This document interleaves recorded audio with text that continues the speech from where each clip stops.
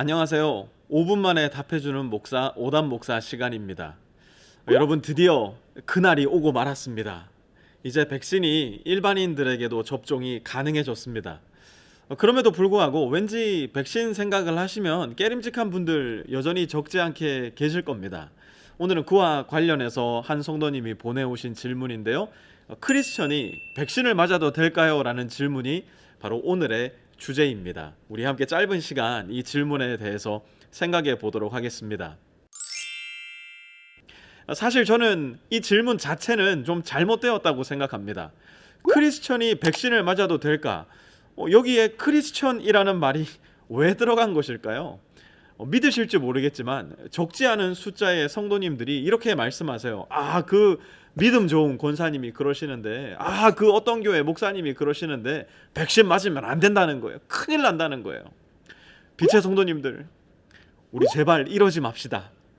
아니, 백신을 권사님이 만든 것도 아니고 목사님이 연구한 것도 아닌데 왜 백신을 맞냐 안 맞냐를 그분들의 말에 따라 결정하려고 합니까? 저는 크리스천이 백신을 맞아도 됩니까? 이 질문보다는 백신이 우리에게 안전한가? 이 백신이 우리를 코로나로부터 지켜주는가? 백신은 어떻게 만들어졌는가라고 물어야 하는 것이 훨씬 더 옳다고 생각합니다. 크리스천은요, 과학과 의료 기술을 맹신하지도 않지만 동시에 부인하지도 않습니다. 어느 권사님의, 어느 목사님의 카더라 통신 말고 과학적이고 의료적인 점검이 있어야 할 거고요. 더 나아가 그리스도인으로서의 공동체적인 점검도 우리에게는 필요할 겁니다. 먼저 백신을 생각할 때 이 면역 체계에 대한 이해가 필요할 것 같아요. 우리 몸은 원래 우리 몸에 없었던 바이러스나 세균이 침입하면요, 얘네들은 우리 친구들이 아닌데 라고 생각하면서 거기에 맞서 싸우기 시작한답니다. 그때 우리 몸에는 열도 나고 반점도 돋고 이상 증상이 나타나는 것이죠. 그러한 증상을 바이러스에 감염되었다 혹은 세균에 감염되었다라고 말하기도 합니다.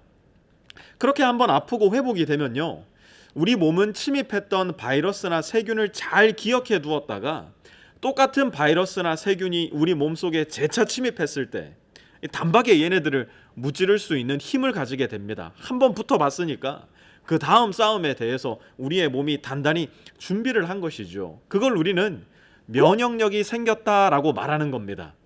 하나님께서 저와 여러분의 몸을 그렇게 멋지게 만드신 거예요.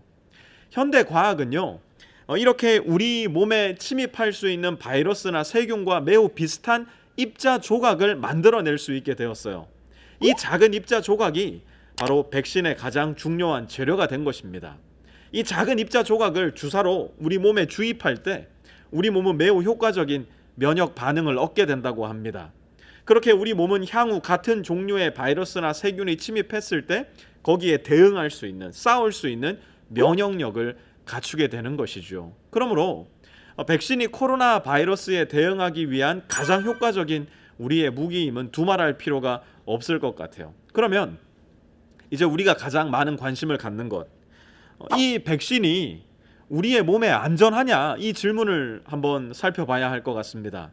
과학자들과 의료 전문가들은 이구동성으로 말합니다. 그 어떤 백신도, 그 어떤 의료 기술도 100% 안전한 것은 없다. 그러나 여러분, 100% 안전하지 않다고 해서 100% 백신 접종도 안 하고 100% 메디컬 케어도 받지 않겠다 말하는 거, 이거 어리석다는 거 아시죠? 옛날 한국에서 초등학교 다닐 때 이 복도에 길게 줄 서서 이런저런 예방주사 맞은 거 기억나실 겁니다. 저는 아직도 불주사 맞을 때 생각이 나는데요, 뭔지도 모르고 맞으라니까 맞기는 맞았는데 하여튼 맞을 때 엄청 아팠던 기억이 납니다. 그때 우리가 맞았던 백신 주사, 예방 주사가 이런 것들이에요. 한번 들어보셔요. 결핵, 비형 감염, 뇌수막염, 소아마비, 폐렴, 파상풍, 수두, 홍역, 일본 뇌염, 장티푸스, 콜레라. 오늘날 한국을 비롯한 여러 나라들에서 제가 언급한 이런 질병들을 더 이상 찾아볼 수 없게 된 것은 이 백신 주사의 역할이 가장 컸다고 말할 수 있을 겁니다. 물론 언급한 이런 백신들에도 위험이 전혀 없는 것은 아니지만 그에 따른 예방 효과를 생각해 볼 때 이번 코비드 백신 접종도 충분히 고려해 볼 만하다 저는 생각합니다. 우리는 백신 접종을 생각할 때 내 몸을 가장 먼저 생각합니다. 맞아요. 하지만 만약 내가 크리스천이라면 내 몸만 생각하면 안 됩니다. 우리를 생각해야 돼요. 우리는 예수님 안에서 형제와 자매가 되어서 서로를 섬기고 사랑하고 세워주는 역할을 감당해야 합니다. 온라인에서의 만남 얼마나 간편하고 좋습니까? 그러나 이 시간이 이대로 계속 길어진다면 우리는 그리스도인으로서 마땅히 감당해야 할 사랑과 섬김, 포기와 내어줌을 상당 부분 잃어버리게 될 겁니다. 백신이 제대로 영향력을 발휘하려면 집단 면역이라는 것이 내가 사는 지역 안에 형성되어야 한다고 합니다. 백신을 맞고 싶어도 이런저런 이유로 맞지 못하는 분들이 계세요. 대표적으로 우리 어린 자녀들입니다. 이들을 우리 지역 안에서, 우리 교회에서 지켜줄 수 있는 가장 좋은 방법은 우리가 빠른 시일 내에 코로나에 대한 집단 면역을 갖는 일일 거예요. 우리 몸에 이 면역력이라는 어마어마한 선물을 주신 하나님께 참 감사합니다. 동시에 백신을 개발할 지식과 재능을 과학자들과 의사들에게 주신 것에도 여전히 우리는 하나님께 감사해야 합니다. 백신을 맞을 생각을 하고 계신 성도님들 얼른 맞으세요.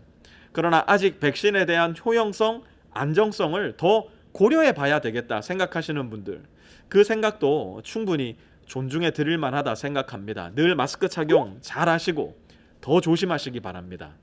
이래나 저래나 빠른 시일 내에 집단 면역을 형성하여서 우리 빛의 성도님들 모두 다 함께 건강한 모습으로 뵙게 되기만을 간절히 바라고 기도합니다. 다음 주에 또 다른 질문으로 찾아뵙겠습니다.